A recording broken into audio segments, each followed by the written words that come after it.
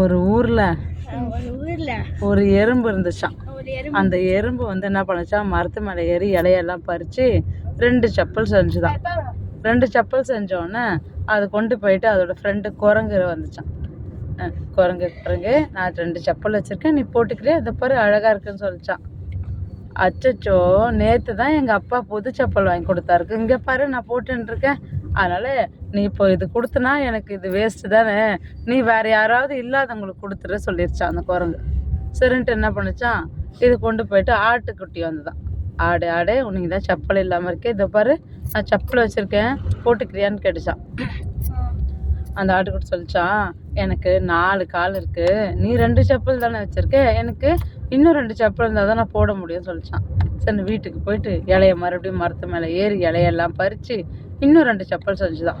First எத்தனை செப்பல் செஞ்சது? 2. இப்போது 4 செப்பல் செஞ்சு மறுநாள் காலைல ஆட்டுக்குட்டி கூப்பிட்டு, இந்த பாரு உனக்காகவே நான் 4 செப்பல் செஞ்சு கொண்டு வந்திருக்கேன், இப்போ போட்டுக்கிறியா அப்படின்னு கேட்டுச்சான். அப்புறம் அந்த ஆடு சொல்லிச்சான், அச்சச்சோ சாரிப்பா, இங்கே பாரு புது செப்பல் நேற்று தான் எங்கள் அங்கிள் கூப்பிட்டு போயிட்டு வாங்கி கொடுத்தாரு, எனக்கு கிஃப்டாக கொடுத்தாரு, இப்போ நீ இந்த செப்பல் கொடுத்தனா என்கிட்ட எக்ஸ்ட்ராவாக தானே இருக்கும், வேஸ்ட்டு தானே, இல்லாதவங்களுக்கு யாருக்காவது கொடுத்துருப்பா அப்படின்ச்சான். சரின்ட்டு என்ன பண்ணியிருக்கு, 8 கால் பூச்சி வந்துதான். 8 கால் பூச்சி, இந்த செப்பல் நீயாவது யூஸ் பண்ணுறியா, நான் கஷ்டப்பட்டு செஞ்சேன் ஆசையாக அப்படின்ச்சான்.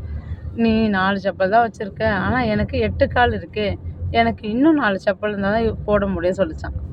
அப்புறம் என்ன பண்ணியிருக்கு, மறுபடியும் ஏறி மறுபடியும் அந்த 4 செப்பல் செஞ்சு கொண்டு வந்து அந்த 8 கால் பூச்சிக்கிட்ட கொடுத்தான். அப்புறம் அதுவும் ஆசையாக வாங்கி அந்த செப்பல் போட்டுக்கிச்சான். இந்த கதையிலேருந்து என்ன தெரியுது, எதுவுமே நம்மக்கிட்ட எக்ஸஸாக இருந்தால் அதுக்கு நமக்கு வேஸ்ட் தானே, அப்போது அதை இல்லாதவங்களுக்கு கொடுத்துடணும். ஓகேவா? இந்த கதை முடிஞ்சிருச்சு.